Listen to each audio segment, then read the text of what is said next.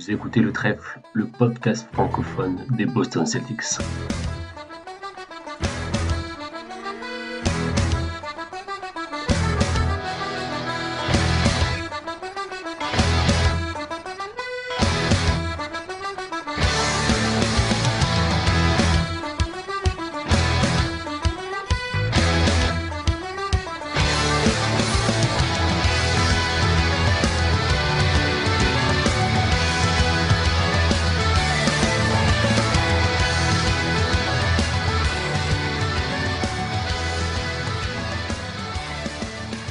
Bonjour, bonsoir et bienvenue à toutes et à tous dans ce nouvel épisode du Trèfle. Vincent pour vous accompagner aujourd'hui pour un podcast assez détente où on va essayer un peu de jouer avec la trade machine. Pour ce faire, je suis accompagné de deux acolytes. Tout d'abord, et ça fait un petit moment qu'on l'a pas entendu, Elias, comment vas-tu depuis le temps ? Salut à tous, bah écoute ça va, j'ai pris des petites vacances au milieu de la saison pendant que c'est inintéressant et que les Celtics sont nuls, donc j'ai bien fait de faire une petite pause à ce moment-là, mais sinon ça va. Content de revenir pour le stretch un peu plus intéressant, après le All-Star Game ça va redevenir des matchs cool, donc ouais, content de revenir à ce moment-là on va dire. Très clairement, tu seras chaud pour les playoffs quoi. Exactement. Et également Titouan, ça va Titouan ? Salut, ouais, ça va très bien. Je note que Elias est revenu et les Celtics sont sur 2 victoires d'affilée. Donc, voilà. Est-ce qu'il faut y voir un signe ? C'est grâce à moi, c'est sûr. Bon les gars, avant de se lancer dans notre podcast du jour qu'on avait prévu depuis quelques jours, je vais vous laisser réagir au tremblement de terre de cette nuit, à savoir le trade de Davis contre Luka Doncic. Je vous la fais pas en précisément. S'il y en a un de vous deux qui veut réagir là, banco comme ça, avant qu'on attaque nous notre podcast trade, fiction trade, allez-y, je vous laisse la main. Ouais, bah vraiment, j'arrive pas à y croire, c'est vraiment dingue. Je me projette là et je m'imaginais Jalen Hood-Schifino avec un mec du Jazz, ça me terrasse, je sais pas comment faire. Non, sérieusement, c'est vrai que c'est un peu délirant de voir ça. On n'en a pas, tout le monde en a parlé évidemment. On n'a pas grand chose de plus à dire que juste waouh. Incompréhensible pour moi du côté des Mavericks, même si, à mon avis, il faut patienter un peu. On aura quelques trucs qui vont sortir petit à petit sur un mécontentement de Doncic, une mésentente, les propriétaires qui voulaient pas le Supermax, enfin plein de choses comme ça. Donc pour l'instant c'est juste un peu what the fuck, mais petit à petit on va entendre des trucs, mais quoi qu'il arrive ça changera pas le fait qu'ils auraient pu avoir plus de picks. Je pense qu'Anthony Davis niveau joueur ça fait partie des meilleurs joueurs que tu peux avoir dans un trade pour Doncic, mais niveau picks un first round c'est pas du tout assez pour Doncic, et ça je trouve ça un peu dingue. Et de faire ça maintenant en pleine saison, c'est ça pour moi qui est incompréhensible. Encore trade ta star, bon ça arrive, mais dans ce contexte là je trouve ça dingue. Complètement. Titouan, tu veux ajouter quelque chose ou c'est bon pour toi ? Non, mais c'est vrai que grosse surprise, je pense, comme tout le monde. Et ouais, globalement, la contrepartie qui est assez faible. Et comme a dit Elias, il faut attendre de voir ce qui va en ressortir exactement du pourquoi, du comment. Enfin, pourquoi les Mavs ont trade Doncic, parce que sur le papier, tu as quand même un des top 3, top 5 joueurs NBA qui a tout juste 25 ans, enfin qui est même pas dans son prime, qui sort de finale NBA. Je suis assez étonné qu'il le trade aussi tôt. Donc tu vois, à la limite, peut-être plutôt cet été, en fait, si les négociations pour sa re-signature, enfin sa prolongation, voilà, je cherchais le mot, ne se passait pas comme il voulait, ils auraient pu trade cet été. Donc je suis assez étonné que ça se passe comme ça en mi-saison. Surtout que les arguments qui sortent, je les trouve un peu bancal. Le côté oui, on veut win now, mais ouais, mais enfin, vous sortiez de finale NBA avec Doncic, enfin, il n'y a pas plus win now que ça, quoi. Puis ouais, pareil, l'argument de il voulait pas lui donner le Supermax. Bon, si tu veux pas lui donner le Supermax à un top 5 NBA qui a tout juste 25 ans, tu le donnes à personne en fait, hein, du coup. Donc je sais pas. Apparemment, il y a des histoires peut-être de mécontentement de Luka, peut-être il voulait partir, peut-être que le front office n'était pas content enfin, voilà, de son physique, de sa blessure, je sais pas trop, il y a pas mal de trucs qui sortent, faut attendre un peu pour en savoir un peu plus, mais c'est vrai que sur le coup là comme ça, c'est assez surprenant. Ok, bon bah nickel. Allez, très bien, on va se lancer dans notre sujet du jour. Avant que je vous donne à tous le pitch un peu de cet épisode, je voulais vous poser une question à tous les deux. Parce que là, on va proposer plein de trades possibles pour Boston. Mais d'abord, je veux savoir, parce que nous, on va jouer, là, on va plus s'amuser qu'autre chose. Est-ce que vous, tous les deux, les gars, vous souhaitez un move d'envergure? À savoir, pour moi, un move d'envergure, c'est qui va impliquer un joueur, un ou plusieurs joueurs de la rotation dite de playoff. Est-ce que vous le souhaitez, ou est-ce que là, on s'amuse un peu en mode fun et vous souhaitez rester comme ça et laisser une chance à ce groupe qui nous a amené au titre l'année dernière? Titouan, toi, t'as envie vraiment, ou plutôt tu préférerais que ça reste comme ça? Euh, j'ai, j'aurais envie. Je pense que je préférerais que ça reste comme ça parce que il y a toujours ce côté un peu, tu sais ce que t'as, mais enfin, tu sais ce que tu perds, tu sais pas ce que tu gagnes. Mais je me dis que s'il y a un trade qui doit se faire, peut-être pourquoi pas, tu vois, un Pritchard par exemple, qui a sa cote, je pense, qui a jamais été aussi haute. Et je pense qu'en playoff, c'est quand même quelqu'un qui sera toujours un peu ciblé défensivement. Le problème, c'est que son contrat est tellement faible que je sais pas quel bon joueur intéressant tu peux récupérer avec un salaire de. Il est à quoi? 6,5 millions, je crois, à l'année, Pas un grand truc comme chose. ça. Donc, ouais, pas grand chose. Mais si je peux récupérer un intérieur, je pense à bon, j'en parlerai parce que c'est un de mes trades, mais un Walker Kessler, par exemple. Euh, Ok. Tu vois. Ok, Je... et toi Elias, tu crois toujours en ce groupe? Toi, à titre personnel, là, tout de suite maintenant, avant qu'on prenne des rôles, entre guillemets? Ouais, moi Comment... je pense que ce serait vraiment une erreur de trade un des 6 joueurs principaux, on va dire. Même si Horford c'est faisable, je pense que pour l'ambiance de vestiaire, c'est pas, on trouvera rien de bien de toute façon avec Mhm. ces 9 millions, donc voilà. Derrière, s'il y a quelque chose de bien avec Pritchard ou Cornet ou quelque chose comme ça, je suis pas contre. Faudrait constater qu'en regardant un peu, en grattant un peu comme a dit Titouan, on trouve pas grand chose de très intéressant avec le salaire de Pritchard. Enfin, en tout cas, pas de truc qu'on peut pas faire avec quelqu'un d'autre en fait. Donc, sa valeur sur le terrain elle correspond pas trop à son contrat, donc c'est un peu dur pour nous, comme on peut pas agréger, faire deux joueurs en même temps dans le trade, c'est un peu compliqué de lui trouver une utilité en trade. Donc honnêtement, moi je souhaiterais qu'il fasse pas de gros moves. En revanche, je serais plutôt pour un move en mode pour un 8ème ou 9ème homme. Ça, je pense que ça peut permettre de donner un peu de fraîcheur à l'équipe, un peu de nouvelle motivation. Ça, je suis plutôt pour. Mais un gros move, non. Je suis contre. Et un move on en parlera après, mais d'un gros joueur, je suis très contre, surtout en pleine saison.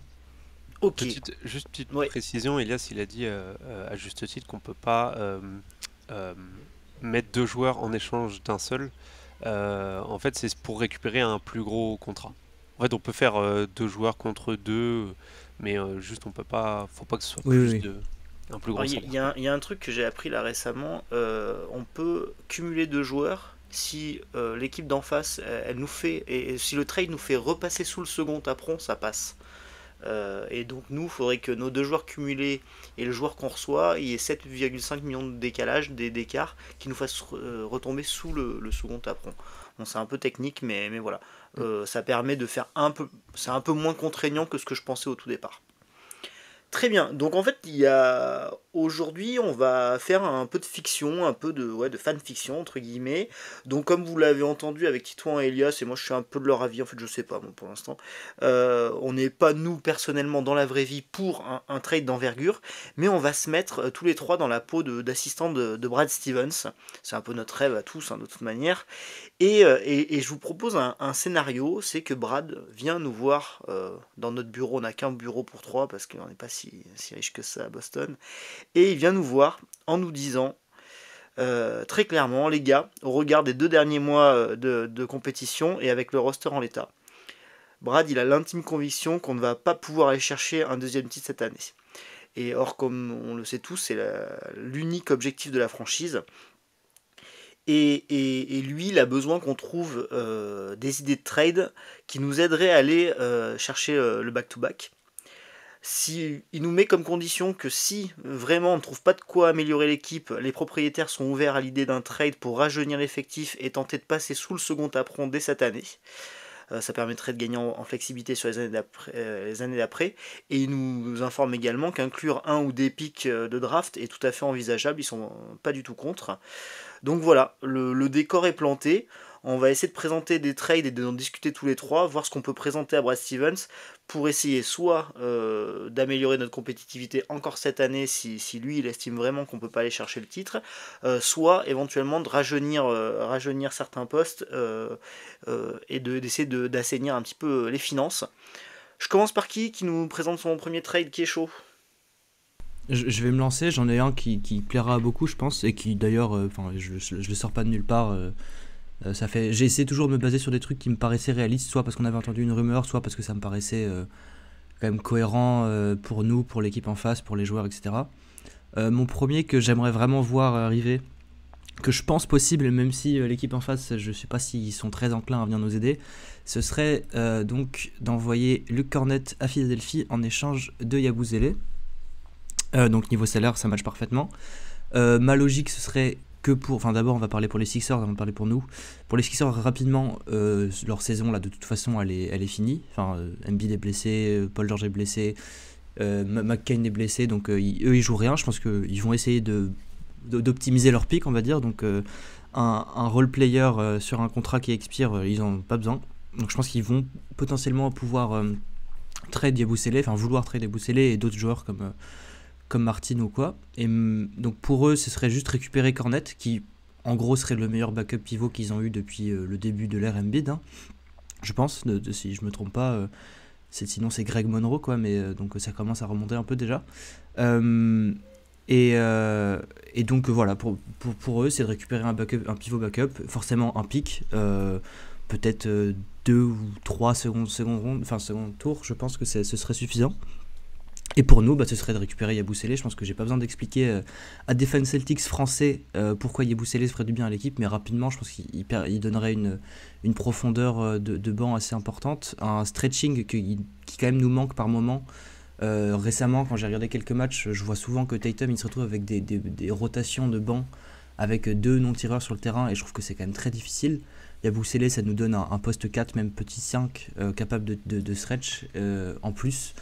Donc qui pourrait remplacer Horford quand il est blessé, ou même être dans la rotation en playoff. Donc je pense que ça coule un peu sur le sens. Et je pense que c'est un trade qui est réaliste. Ok, bah oui, je pense qu'il est très réaliste. Est-ce qu'il, à ton avis, Titouan, est-ce que ce trade, à ton avis, nous rapproche énormément de la bague ou pas? C'est peut-être ça ma seule crainte. Mais il est réaliste, et celui-là, il peut peut-être arriver dans la vraie vie, par contre, je pense. C'est ce que j'allais me dire. En fait, je le trouve trop réaliste, du coup, il est pas assez fun. Il est pas assez marrant. Je m'attendais vraiment à un truc plus explosif. Non, ouais, il est réaliste. Après, effectivement, je me dis, t'apportes totalement un autre profil qui peut nous aider. Je me pose juste la question de est-ce que tu fais un si gros pas que ça vers l'avant en termes de...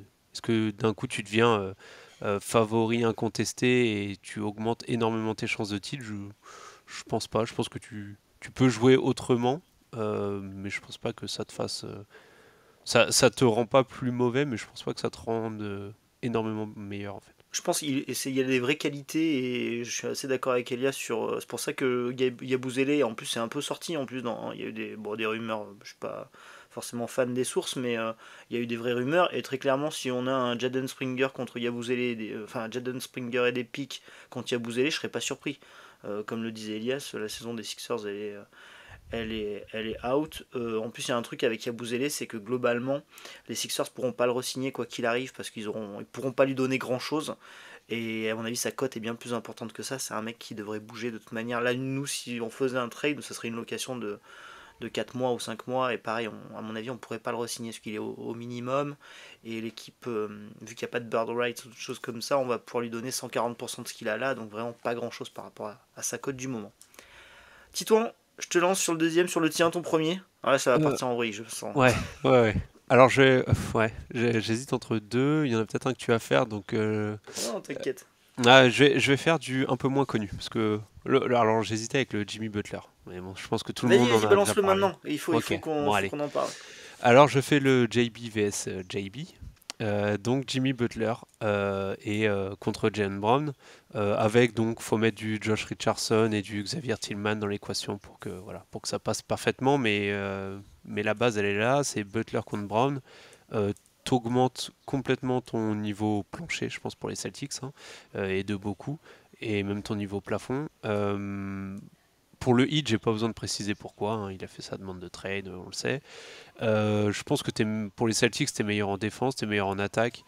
Le spacing, franchement, je suis pas sûr qu'il soit moins bon avec Butler qu'avec Brown, vu comment Brown shoot en ce moment. Donc voilà, je pense que tu vas avoir moins de pertes de balles. La seule interrogation que j'aurais sur ce genre de trade, c'est évidemment quid de l'intersaison en fait vis-à-vis de Butler. Est-ce que s'il prend pas sa player option, est-ce que tu le re-signes sur un contrat long mais moins cher si tu arrives à le négocier, ou un gros contrat mais court? Lui, est-ce qu'il veut absolument qu'un gros contrat long? Voilà, donc c'est potentiellement tu le laisses partir et donc tu as tradé que pour 4 mois de Butler, donc c'est vraiment le côté négatif. Euh, mais voilà, après s'il y a un titre, pas grave, hein.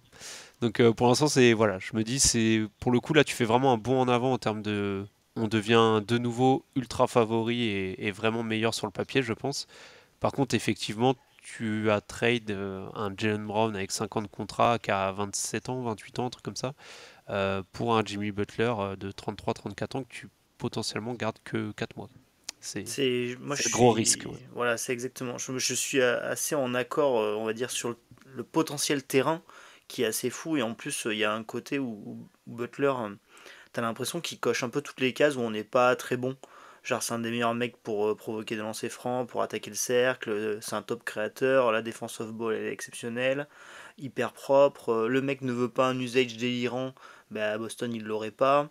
Je pense que c'est un mec qui est capable. Le joueur est capable de se fondre dans le collectif. Alors après, quid, Elias nous en parlera peut-être, du côté hyper risqué de ambiance. Ça a resté historiquement un de tes adversaires, un mec qui a ouvertement dit qu'il n'aimait pas Boston et tout. Donc ça serait le trade hyper risqué, et tu en as parlé Titouan, rapport à la... Enfin, tu pourrais très bien le perdre 4 mois plus tard contre rien.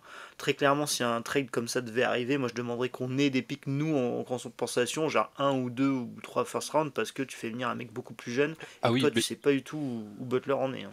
C'est vrai que j'ai pas précisé, mais dans la plupart de mes trades, je vais proposer que des joueurs. Mais après, oui, effectivement, je pense que Jaylen Brown contre Jimmy Butler, ne serait-ce que par le contrat, l'âge et le cas de Jimmy Butler, je pense que oui, effectivement, tu demandes des pics en contrepartie. C'est vrai que j'ai pas précisé. Mais après, je pense que ça, c'est le genre de trade, un peu comme il y a eu avec Siakam aux Pacers, où j'ai du mal à me dire que... Alors bon, je pense qu'en termes de probabilité, voilà, il y a peu de chances que ça arrive, hein. J'ai du mal à imaginer Brad Stevens trade Jaylen Brown en pleine intersaison là. Quoique bon, avec ce qu'on a vu des Mavs, on sait jamais. Mais c'est hautement improbable, je pense. Mais je pense que c'est le genre de trade comme ça où si ça se passe, c'est qu'il y a eu l'aval de Jimmy Butler et qu'il y a eu un petit clin d'œil entre Brad Stevens et Jimmy Butler, genre ouais, si tu viens, est-ce que tu prends ta player option ou est-ce qu'on négocie un petit truc? Enfin, un peu comme il y a souvent dans ce genre de trade, quand tu trades pour un joueur qui va être en fin de contrat, très souvent l'équipe qui trade pour eux, ils ont un peu un accord un peu tacite entre le joueur et l'équipe, quoi. Ouais, Elias, comme on t'en avait penses fait avec quoi? Porzingis. Exactement, t'as Ouais, tout à fait ouais. raison. Toi, t'en J'en penses pense quoi de quoi? cette éventualité? Sur le terrain, je suis peut-être un peu moins convaincu que vous que ce serait un tel upgrade que ça, parce qu'ils auraient 3 mois pour apprendre à jouer ensemble. Si c'était pendant la off-season, je pense que j'y réfléchirais un peu plus. J'y donnerais un peu plus d'importance à cette idée. Moi, je pense que quand même, je me rends pas compte à quel point ils se rendent compte que c'est un business. Mais je pense que c'est quand même trop risqué de faire ça à investir. Le trade Jaylen Brown. Si on avait pas gagné le titre l'année d'avant, j'aurais dit oui. On sort d'un titre, ok, on fait une saison pas dingue, mais on n'est pas non plus. On voit très bien pourquoi on joue pas bien, quoi. C'est facile à voir. Je trouve que le trade pour un mec de 34-35 ans qui est quand même très souvent blessé, quand on a déjà un mec très souvent blessé dans notre 5, je trouve ça risqué. Donc je le ferai pas, mais j'entendrai les raisons. Et un peu cyniquement, ça nous permettrait quand même de résoudre beaucoup de problèmes dans le futur, dont récupérer des pics. Ça nous permettrait d'avoir une plus grosse flexibilité. Je pense que quoi qu'il arrive, on lui re-signerait pas un contrat immense avec des longues années. Je pense que ce serait 1 ou 2 ans maximum, avec peut-être un gros chiffre, mais ça nous permettrait quand même d'avoir une meilleure flexibilité pour le futur. Donc si on est vraiment dans une logique de c'est Jason Tatum notre futur, c'est autour de lui et de Derrick White qu'il faut construire, je comprends. Mais encore une fois, pour moi c'est non, et je pense que ça n'arrivera pas. Enfin, je vais pas mettre ma main à couper parce qu'effectivement on a vu ce qui s'est passé cette nuit, mais si on me demandait de parier, je parierais pas pour quoi. Je vais vous proposer d'enchaîner par un trade que j'avais noté et qui est un peu dans le même mood entre guillemets. et on va avoir un peu les mêmes, même si le joueur en face est moins fort que Butler, c'est le fameux Jaylen Brown contre Zach LaVine, qu'on a peut-être déjà entendu. Alors là, pareil, moi, si je faisais ça, je demanderais des pics compensatoires à Chicago, parce qu'on envoie théoriquement un meilleur joueur. Et ce qui m'intéresserait là-dedans, en fait, le Jaylen Brown versus Zach LaVine, c'est que en dumpant un peu le salaire de Springer derrière, tu passes sous le second apron. C'est-à-dire que cette année, tu resterais avec un top effectif, avec un Zach LaVine qui est un bien meilleur shooter que Jaylen Brown, euh, en passant sous le second apron, donc tu assainirais un petit peu tes finances. Alors Zach LaVine il a un gros contrat, mais quand même moins gros que celui de Jaylen Brown, et un petit peu moins long aussi. Donc voilà. Après, les doutes sur un potentiel trade comme ça, ben, c'est les doutes de le niveau d'un Zach LaVine au plus haut niveau. Sinon, on va aller chercher le titre. Est-ce que ce mec-là, dans une campagne de playoff, peut être aussi rentable? Cette année, il fait une année exceptionnelle. Il shoot très très bien depuis son arrivée à Chicago. Sur les 4 ou 5 dernières années, c'est un mec qui a 40% à 3 points sur 7,3 tentatives par match. Donc voilà, c'est un créateur tout aussi capable pour les autres que Jaylen Brown. Après, quid de la défense? On est assez nombreux à penser que la défense off-ball de Jaylen Brown est problématique, donc je pense que ça se tient avec Zach LaVine. Par contre, je pense que Jaylen Brown, quand même, en playoff, a démontré qu'il était capable sur le ballon d'être impactant, très bon. Donc voilà, donc le Zach LaVine, ça serait de rester très très compétitif, améliorer certains côtés de l'équipe, peut-être avec d'autres défauts, et en grattant un peu de flexibilité avec du pic et avec un petit peu moins de salaire à donner dès cette année, parce que ça nous enlèverait une année au-dessus du second apron pour pouvoir éventuellement redépasser l'année suivante ou les 2 années suivantes. Donc voilà, vous en pensez quoi du LaVine Brown? Je sais que Titouan, toi, Ouais, je suis convaincu. moi j'aime beaucoup, je l'avais aussi dans ma liste parce que j'aime beaucoup ce trade. Effectivement, vous connaissez mon avis sur la compa Brown-Lavine. Pour moi, Lavine c'est un Jaylen Brown mais en plus efficace, meilleur créateur pour les autres et qui a juste toujours été dans un environnement assez cata. Mais en fait, ce qui est super intéressant, comme tu l'as dit, alors toi, tu as fait avec la simulation avec Springer. Moi, quand je l'ai fait, j'ai mis Xavier Tillman avec. Donc Jaylen Brown plus Xavier Tillman contre Zach LaVine, et ça te suffit à passer sous le second apron. Et en plus, je pense que ce genre de trade, vu la cote de LaVine actuellement, je pense que tu peux en récupérer pas mal de pics. Donc en fait, pour moi, c'est un peu le trade parfait dans le sens où sur le terrain, pour moi, t'en ressors pas moins bon, voire même, moi, je dirais meilleur, mais bon, voilà, si on veut être un peu plus mesuré, je dirais que t'en ressors pas moins bon. Mais par contre, bah, financièrement, tu repasses sous le second apron.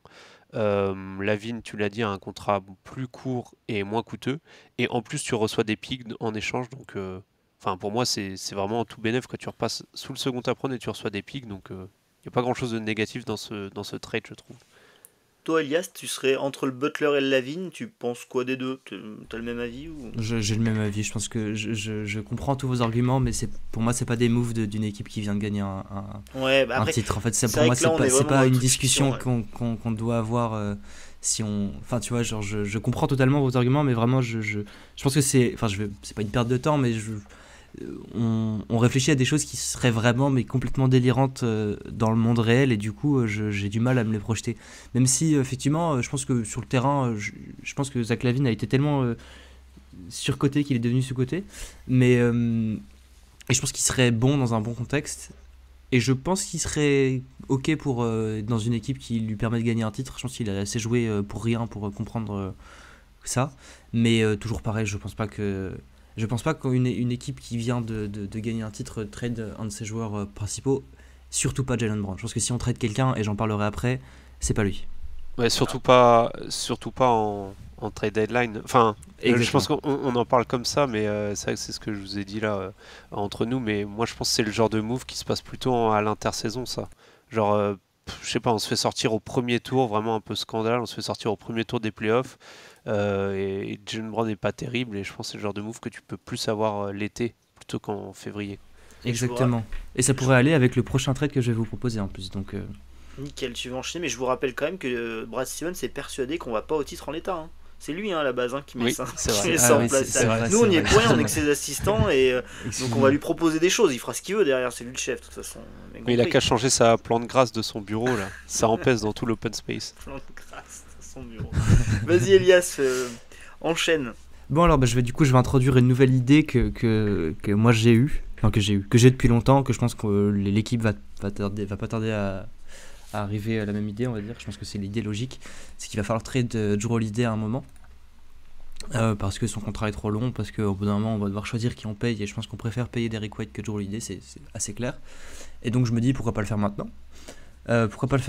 Et en y réfléchissant, je me suis dit mais qui est-ce qui serait intéressé par Jrue Holiday et qui est-ce qui pourrait nous intéresser en échange de Jrue Holiday, parce que ça peut pas être que du salary dump, on est quand même là pour jouer au basket. Et donc je suis allé voir du côté d'Atlanta, parce que je me suis rappelé qu'il y avait un petit Dyson Daniels qui existait, qui marche très bien à Atlanta, et je me suis dit mais pourquoi ils voudraient pas la version premium de Dyson Daniels pour mettre avec Trae Young. Et donc je me suis dit que ça pourrait les intéresser de récupérer un très bon joueur, un All-Star, un All-Defense, en échange de Dyson Daniels, et du coup pour faire fonctionner les salaires, on rajoute Clint Capella qui est donc un salaire expirant. Je pense pas qu'il compte le re-signer parce qu'il est vieillissant, il est pas très bon.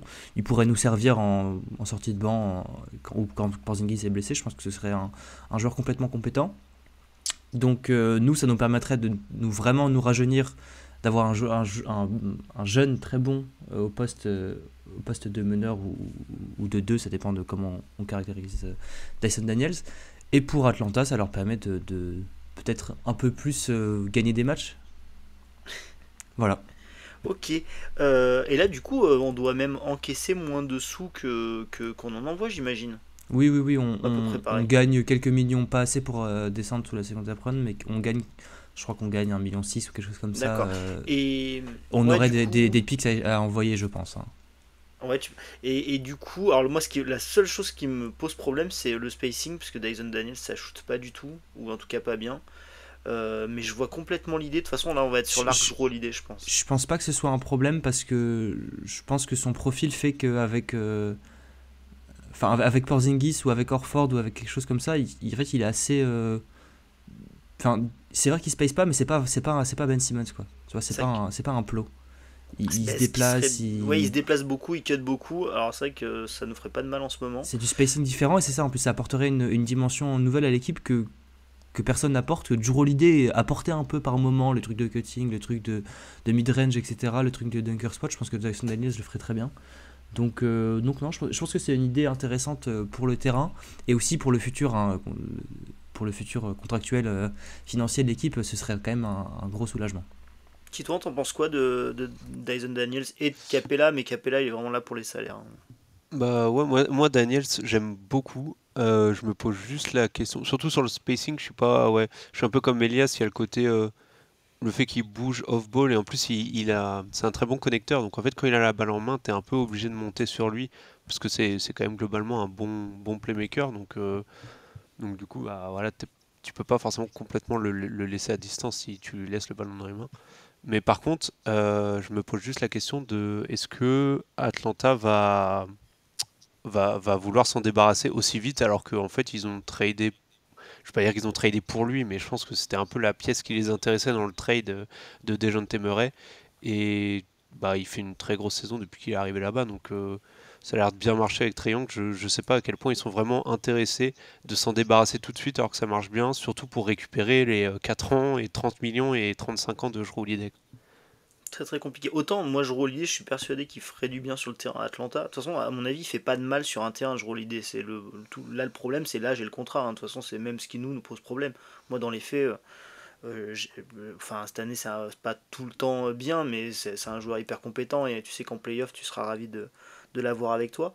Mais oui, le problème, c'est le contrat et l'âge. Et surtout, son contrat est progressif, c'est-à-dire qu'à 38 ans, il touchera 37 millions de dollars ou un truc comme ça. C'est ce qui est assez énorme. Titouan, tu veux continuer l'arc Jrue Holiday? Tu veux que je m'y attelle? Oui, non, de toute façon, la suite. De toute façon, moi, mes trades, ça inclut soit Jalen Brown, soit Jrue Holiday, hein. Donc, on va pas se mentir. J'en ai un où il y a aucun des deux dedans, mais sinon. Donc, non, je peux continuer sur Jrue Holiday, et je vais te laisser celui aux Nets. Je vais partir au Magic. Je pars au Magic et alors c'est peut-être le trade le moins intéressant pour nous finalement, mais c'est contre Jonathan Isaac. Donc je roule l'idée contre Jonathan Isaac. Je pense que le deal peut se faire parce que le Magic va avoir pas mal de joueurs à re-signer et qui vont en fait vite, je crois, dans 1 ou 2 ans avec le contrat de Banchero et le contrat de Wagner qui rentrent en compte. En fait, ils vont avoir une masse salariale assez conséquente. Et mine de rien, Jonathan Isaac, c'est 25 millions donc, sur 5 ans. Donc en fait, ça prend quand même un peu de place. Et il joue par contre que 16 minutes par match.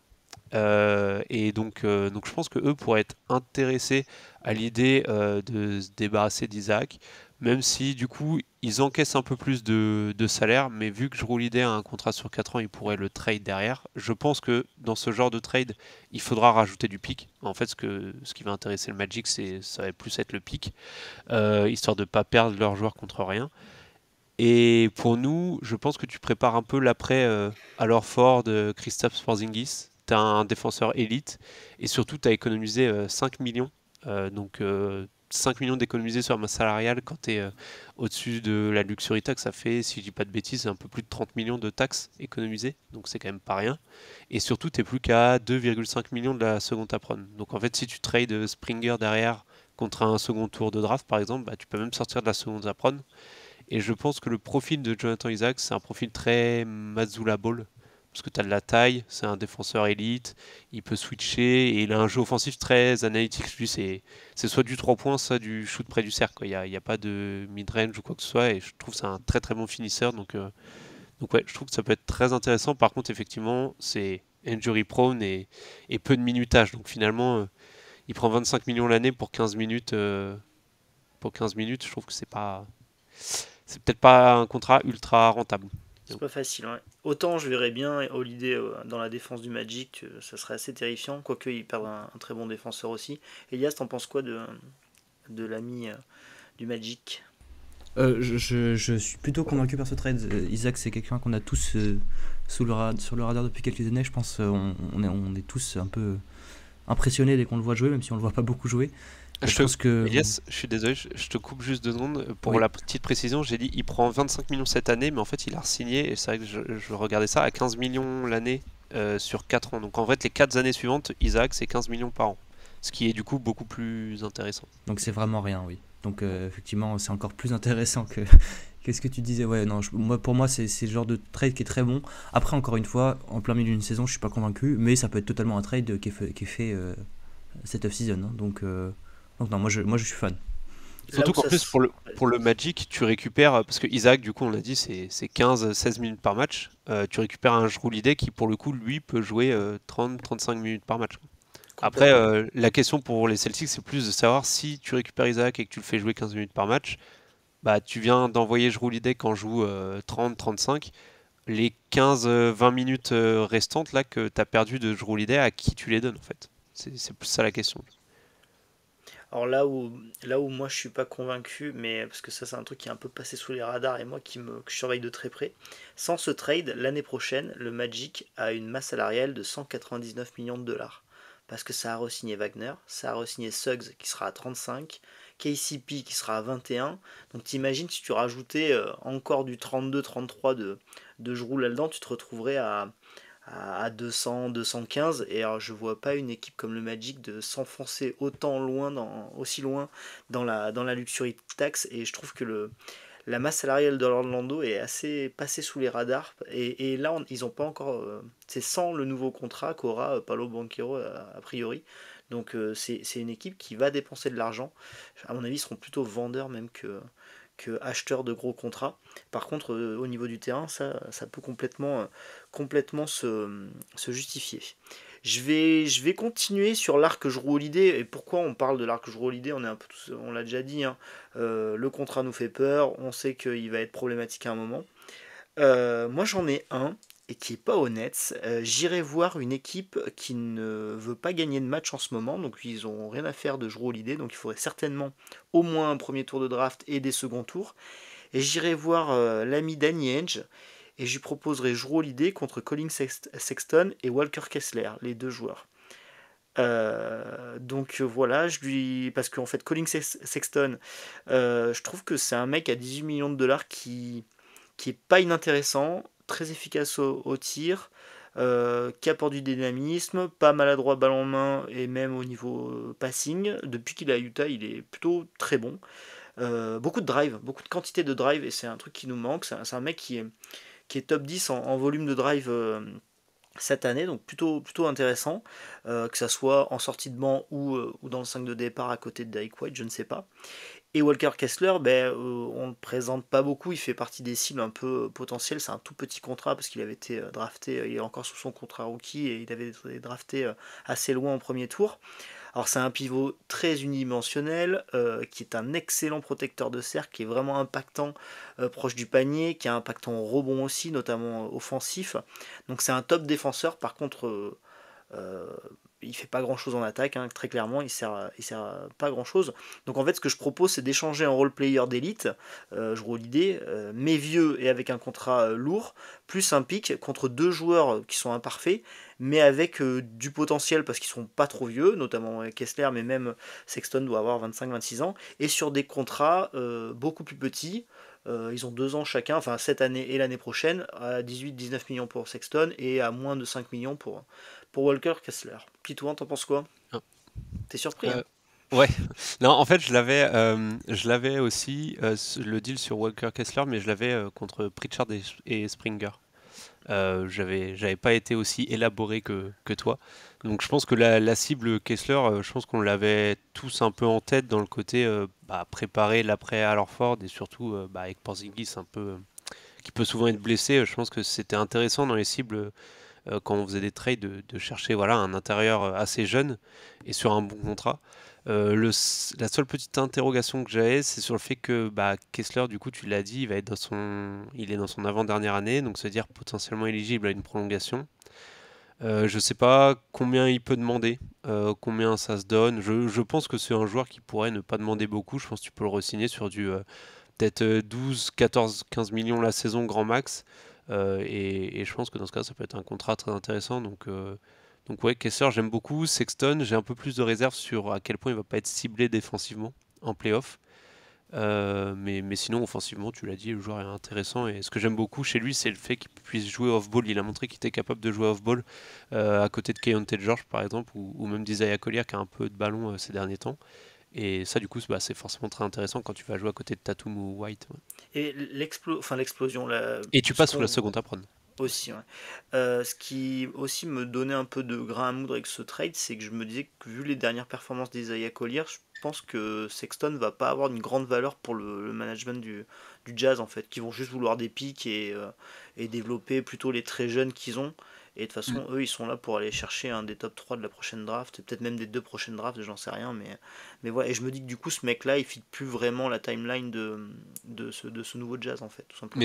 Mais surtout, je pense que c'est le genre de deal où, par contre, tu te dis, bon, ça nous rend pas forcément énormément meilleur pour cette année, pour nos chances de titre maintenant, mais par contre, tu passes sous la seconde à prendre, qui est en fait un peu le deuxième objectif que notre cher Brad nous a confié.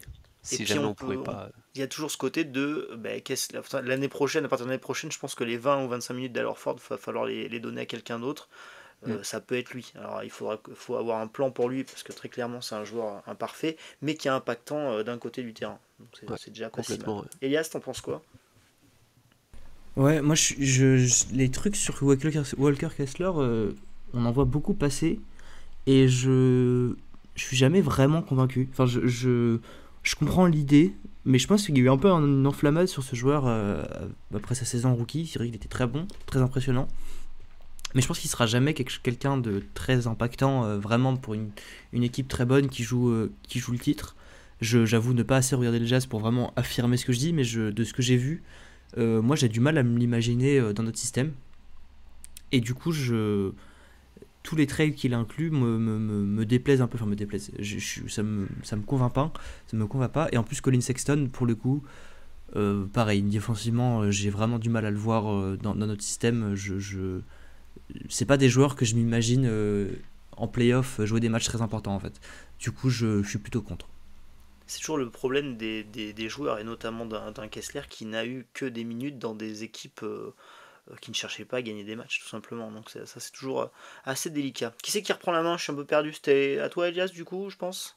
Ouais, bah, je vais Vas-y. reprendre la main avec quelque chose que je pensais plus disponible, mais je suis bien content de le dire. C'est toujours un trade pour notre cher Jrue Holiday. Et cette fois, ça va être du côté de Brooklyn, du coup. Je sais qu'on a plusieurs variations de ce trade, donc vous pourrez les dire après. Mais moi, la mienne, c'est tout simple, hein, c'est juste Jrue Holiday pour Claxton. Simplement comme ça, je pense que Claxton, c'est quelqu'un qui peut être pas notre pivot du futur, mais pas loin.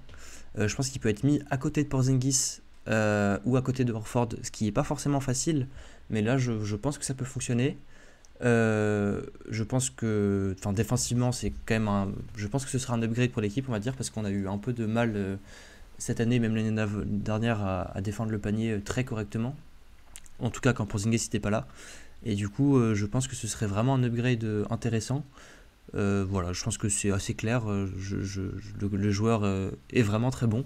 Et je pense que vous avez des variations à présenter, donc on peut parler d'autres joueurs intéressants à Brooklyn. J'aime plutôt bien l'option Claxton. En tout cas, c'est assez fun de s'imaginer que tu rééquilibres l'équipe vers le poste de pivot parce que tu as ton pivot titulaire qui est souvent blessé et le remplaçant qui est très vieux.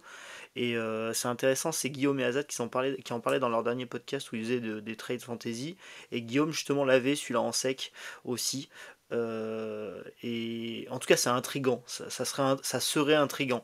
Je ne sais pas si ça te rapprocherait du titre cette année sur si peu de temps, comme tu l'as dit, pour d'autres trades. Mais en tout cas, sur le futur, sur voilà, le long terme, en plus, il faut savoir que Claxton, il a un contrat qui est dégressif. Donc, c'est-à-dire que lui, les années passant, lui, c'est 4 ans aussi, hein, je crois, le contrat. Mais les années passant, il va gagner de moins en moins. C'est-à-dire que la dernière année de son contrat, je crois qu'il sera plus qu'à 20 ou 22 millions.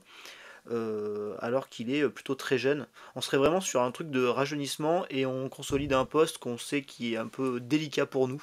Donc ça serait plutôt assez cool. Titouan, t'as une autre variation avec Brooklyn? Ouais. Vas-y. J'en ai une autre évidemment. Alors j'avais celui-là, je pense qu'on l'avait tous, hein, le Claxton contre Jrue. En plus, tu t'économises 2,4 millions de salaire à l'instant T. Donc pareil, si derrière tu fais un autre trade avec du Springer, du Tillman, tu peux te rapprocher beaucoup pour sortir de la seconde apron. Mais du coup, la variation que j'avais, moi, c'était avec Cam Johnson. En fait, j'avais les deux. Et du coup, l'autre que j'avais, ouais, c'est avec. Donc, je roule l'idée contre Cameron Johnson et Jalen Wilson. Donc, Cameron Johnson et Jalen Wilson contre je roule l'idée. Et du coup, en fait, t'as du spacing plus. Parce que je pense que Cam Johnson est un meilleur shooter que je roule l'idée. Sûrement plus respecté.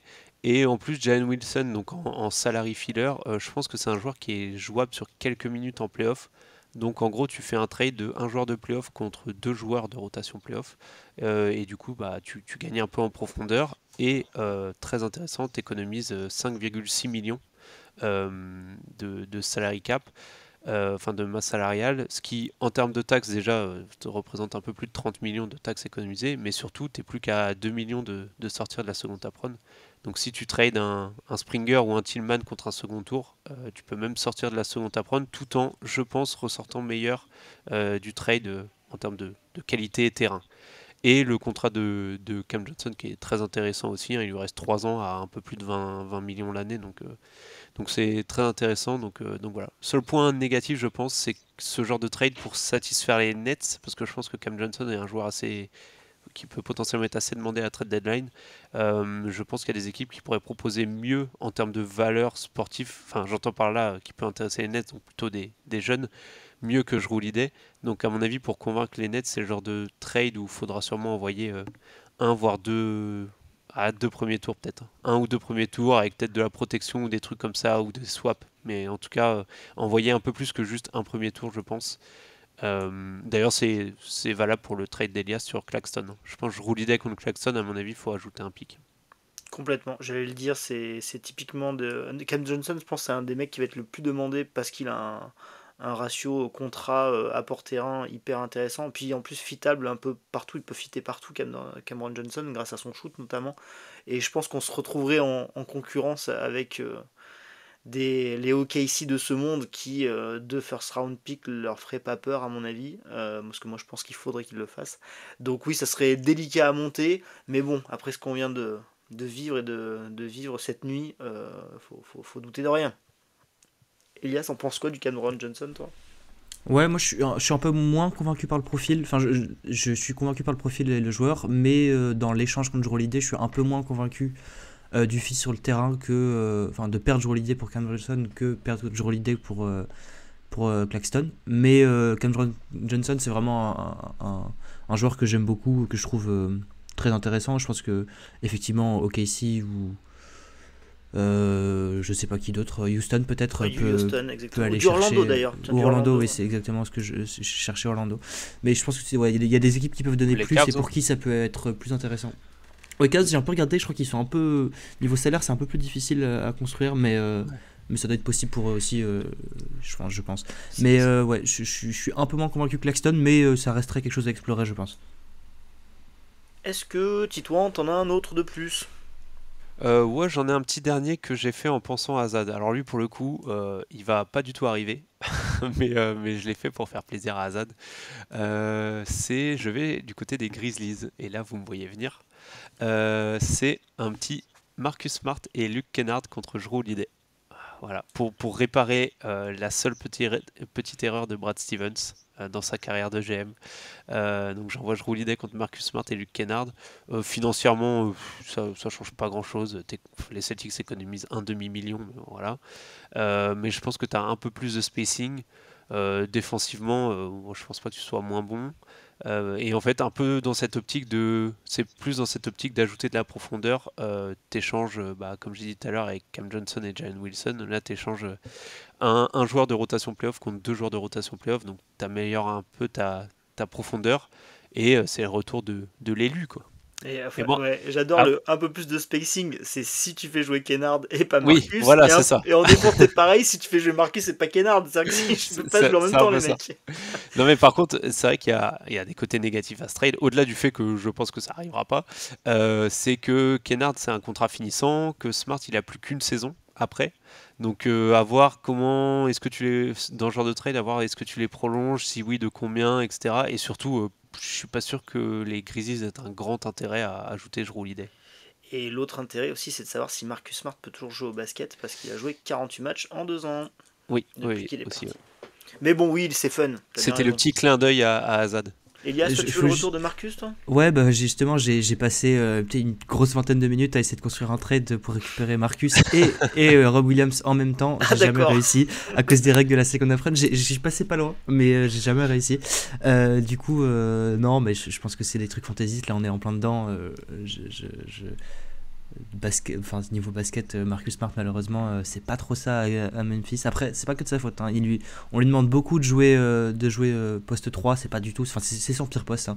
Des 5 postes qu'il est capable de jouer, c'est le 3, c'est son pire, selon moi, et c'est ce qui joue beaucoup à Memphis, du coup ça marche pas. Il a été beaucoup blessé, malheureusement, donc non, je pense pas que ce soit réaliste, mais ça ferait plaisir, hein. Non, mais alors du coup, on va se donner rendez-vous un autre jour et on va essayer de monter un trade pour faire revenir Marcus Smart qui joue plus, Rob Williams qui a plus de genoux depuis 3 ans et Grant Williams qui n'a plus de ligament croisé non plus. C'est vraiment... Ouais, et Grant Williams qui va se faire casser la gueule par tout le monde dès qu'il va revenir, hein. Il est banni de Boston maintenant, apparemment. Donc voilà. Est-ce qu'on a fait le tour de ce qu'on pouvait envisager et de présenter à Brad Stevens dans sa quête? En termes de trade un peu débile, j'en ai un nouveau parce que j'y ai pensé ce matin, avec la réaction, avec le trade de Doncic. Je me suis dit, mais est-ce qu'ils vont pas continuer à un peu faire le vide Dallas?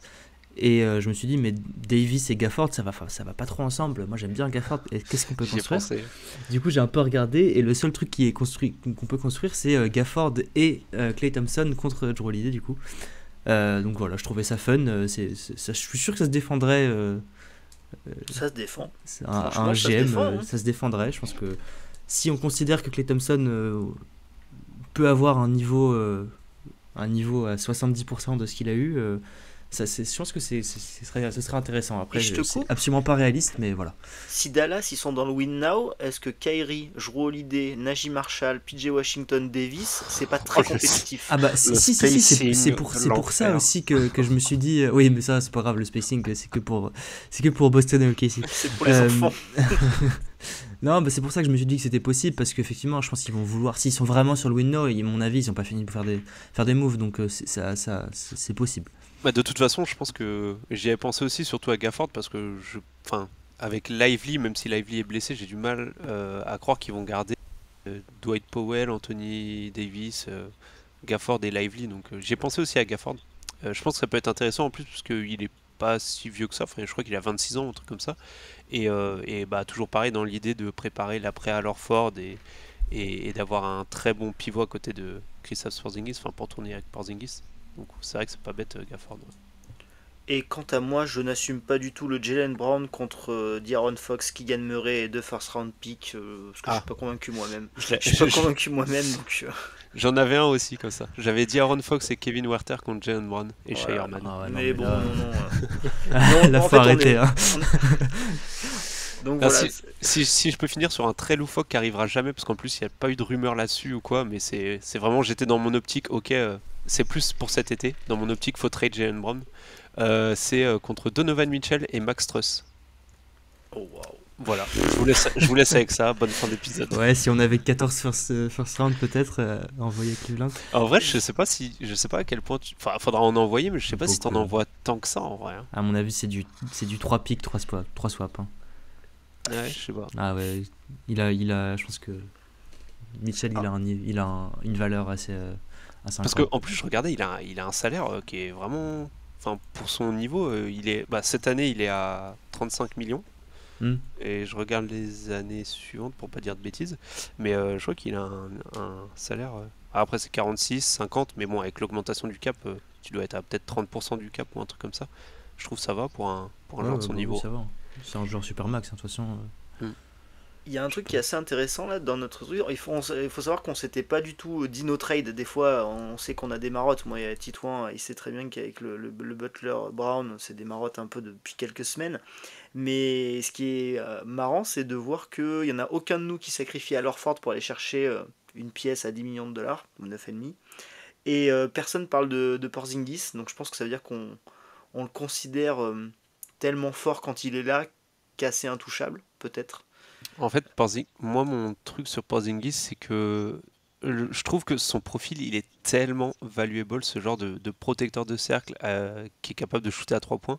Et en fait, je cherchais un remplaçant pour lui, mais en fait, t'en as pas d'abordable. Enfin, je veux dire, t'as des Jaren Jackson Jr., quoi, mais tu peux pas aller le chercher, quoi. Donc, je trouve le profil trop valuable, et le problème, c'est que je pense que Jaren Jackson Jr., un peu comme ce qu'on a dit avec Porzingis, un peu comme ce qu'on a dit avec Jaylen Brown, je pense que si trade il y a, à mon avis, c'est cet été. J'imagine pas Brad Stevens trade Porzingis là au mois de février, quoi.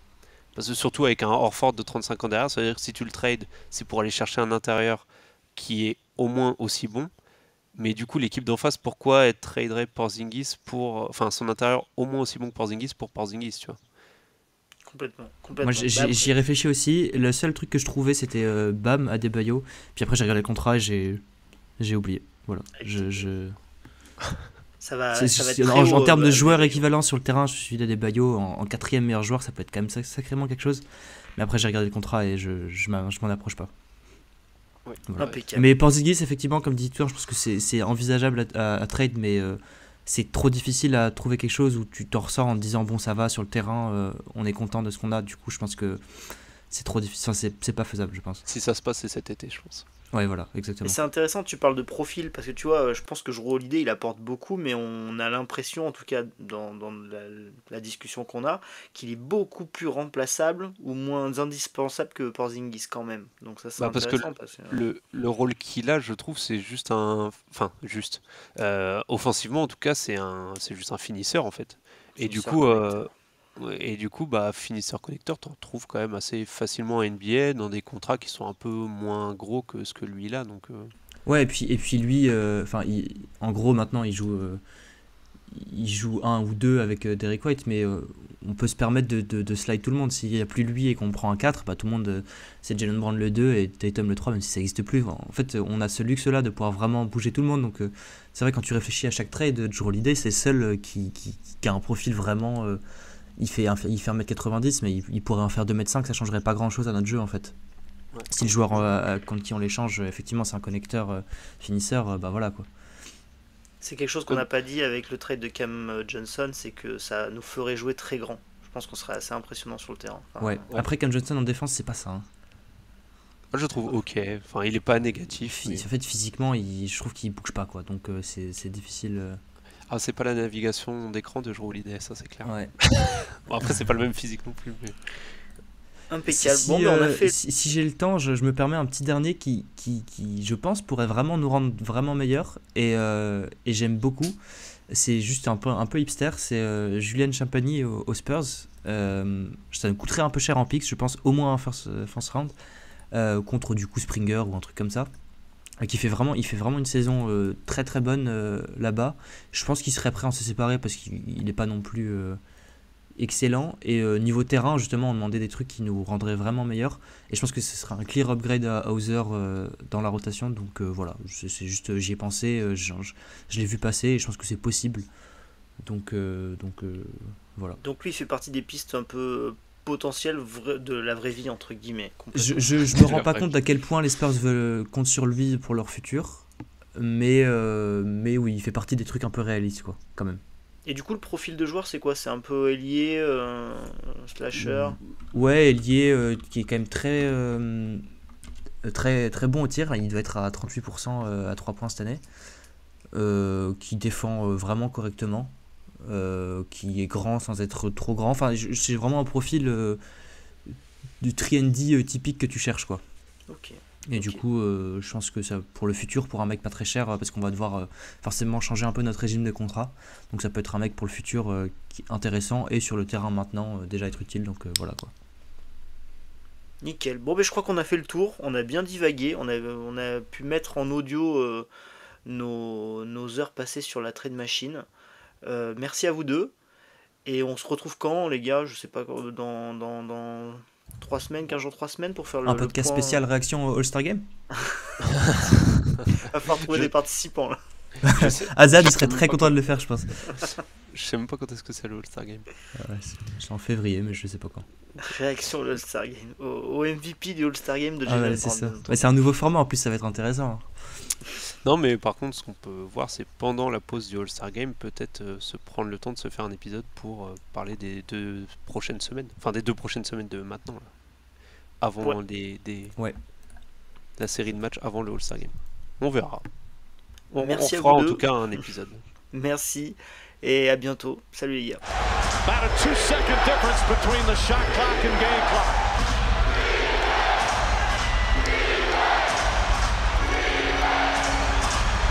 Thomas on the drive, pull-up jumper, it's good! Isaiah Thomas gives the Celtics the lead with 2.4 remaining. 13 fourth quarter points. And Atlanta calls their final timeout. So many big shots for both teams, Jeff.